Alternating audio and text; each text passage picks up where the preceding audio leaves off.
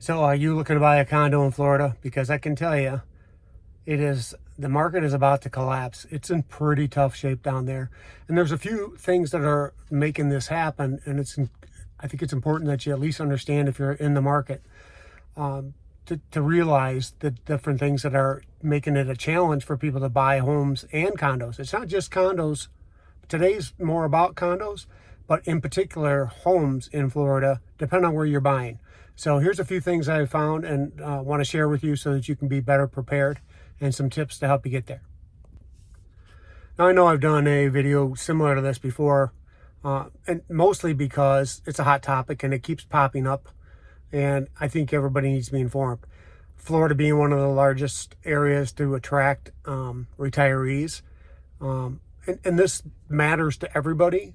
So it doesn't just matter to people that are going to retire. If you're looking to buy there or anywhere else, these kind of issues are important to understand. So the first thing that's plaguing Florida insurance right now is sky-high insurance. I'm sorry, the Florida condo market and housing market is sky-high insurance.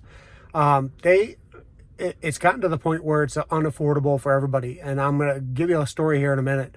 But the second thing that's come up is that the unexpected repair assessments, and that is a product of the law they put in place after that skyrise collapse that killed 98 people a few years ago in Miami.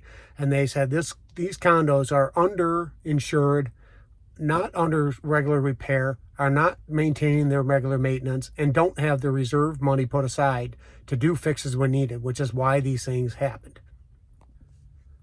All right, and the other thing that's hurting the market in general is restrictive lending. And that's because lenders are saying, I'm not going to borrow or loan money to folks, whether they can afford it or not, in a market that is hard to sell in and hard to insure, and could possibly have a bunch of assessments tacked to it that makes it unaffordable for the guy next time.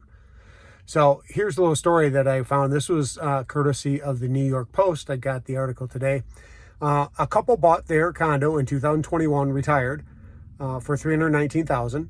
Irrelevant really, but thought they had a good deal. Within 2 years, their hurricane insurance doubled. Okay. And then, due to the condo inspections that were by law, had to be turned in by December of 2024, they had a special assessment that was deemed to their unit of $7,200. And then their HOA jumped not just 20% the first time, but the next year it jumped from $800 to $1,000, another 20%. So basically they got in there and got the condo back when the HOA was $600, and within 2 years it was up to $1,000. And then when they tried to sell, they had to compete with 43 other units in that same condo group to sell. So they ended up selling for a $20,000 loss and moved back to wherever they came from. I believe it was back up near New Jersey or something. They said it just wasn't sustainable. And that makes sense, right? Because when you take a loss on property you just bought a couple of years ago, that can hurt you, and it hurts property values for the next guy. All right, the other side of this coin is that newer condos are still gaining value. So down in Miami, especially, where they're building nonstop condos because people are still flooding Miami's market to buy, their condos are up like 12% year over year. But older condos values are dropping like a rock. And it's just going to get worse. Right now, any building that's over 30 years old, the assessments and the structural challenges that they're running into has caused that market to drop by 22% already. And I mentioned earlier that they had to have their inspections and their reports turned in by the end of December of 2024. Well, only 25% of the condo groups even did it. And most of them, the only reason they did turn theirs in on time is because they passed. That's not good numbers, because the other folks are waiting because they can't pass inspection. And that's going to mean a huge deferred value to the property. And it's probably going to be assessed an assessment to have repairs done.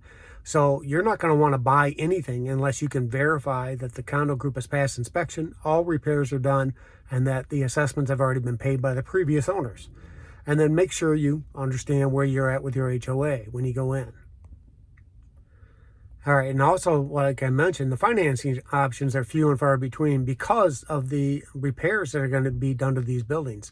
And, you know, a $7,200 assessment is nothing considering some of these buildings almost need a complete rebuild because the concrete structures are so decrepit that they can't even get them rebuilt without spending hundreds of thousands of dollars, which is working out to be $50,000 or more assessments to private owners.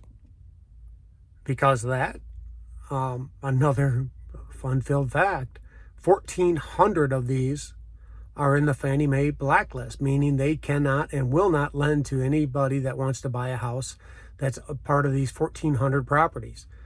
So, and mostly because they have insufficient or unavailable insurance, and they're under critical repair still. So, a couple keys to help you avoid this catastrophe for yourself if you're looking to buy still. And remember, this is not just Florida, but Florida has 20% of the market on condos right now, and a lot of the issues are down there because of the state regulation and law they put into place to make sure that these buildings are safer for everybody. So what I would suggest you do, work with a good agent who knows the area, knows the condos, and knows the associations, okay? Steer clear of anything that's 30 years or older unless they have verified that they have passed their inspection. If they have not passed the inspection, you need to make sure that the assessment's already been taken care of and is not going to be tacked onto your price or going to be your problem if you buy the property. I would also recommend, just because it makes more sense, and I've heard this from other realtors in the Florida, Tampa area especially, one of the guys that we follow and know, he recommends that you go inland a little bit and make sure that you stay out of flood zones and mandatory evacuation zones. That's even for a house, because if you buy in those areas, the insurance is going to be astronomical, if you can get insurance at all. Okay? And then the last thing, most importantly, do your due diligence, okay? Make sure that you know the repairs are fixed, know what your costs are going to be, and know if all the assessments have been passed and the building has passed inspection. Because if it's not, chances are pretty good that you're going to have a problem, and that's a red flag you don't want to be part of. And then if you're going to buy and it does pass all the other check marks that we've talked about, make sure you can get it insured, because insurance rates, regardless of the building condition, if it's in good shape, does not mean that an insurance company will insure you. So, and that's the same with houses. Depending on where you're at, how prone they are to get hit with storms and storm damage can make a big difference on whether that property is worth your time. Okay, some red flags to look for, and hopefully a couple positive things to keep you on the lookout for as well. Okay, thanks for joining me. Hope you enjoyed the video. Give me a thumbs up or leave a comment. I appreciate it. I do try to get back to everybody as much as I can, and we'll see you next time.